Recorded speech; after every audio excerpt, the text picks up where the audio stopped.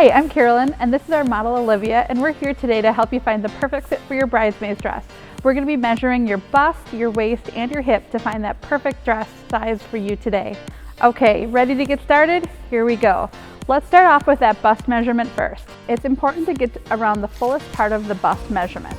So we are going to first go around the widest part of the back and across the bust area, right across here so we can get the fullest part of the bust area. Make sure that you're not pulling too tight across the bust line, but make sure there's also not slack as well.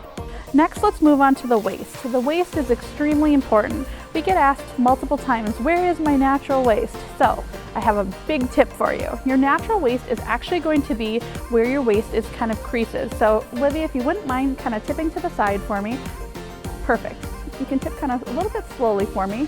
Right there is kind of your natural crease at your waist. That's where you're going to find is your smallest part, and that's where you're going to want to measure for the dress. So if you want to tip to the side for me, perfect.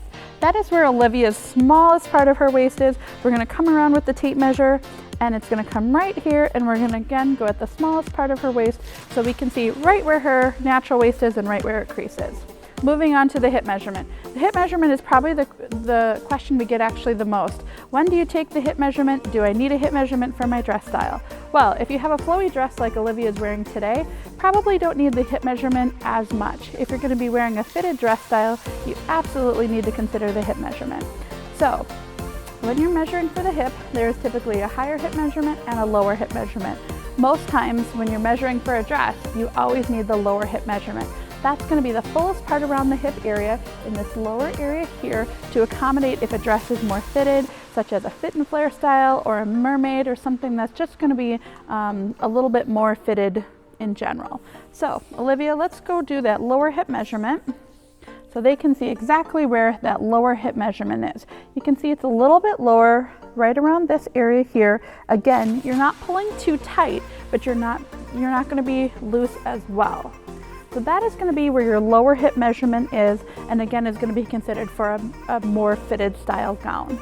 So there you have it, a bust, waist, and hip measurement to find your perfect dress size. Here's a couple other tips that you may want to consider when you're finding your perfect dress size.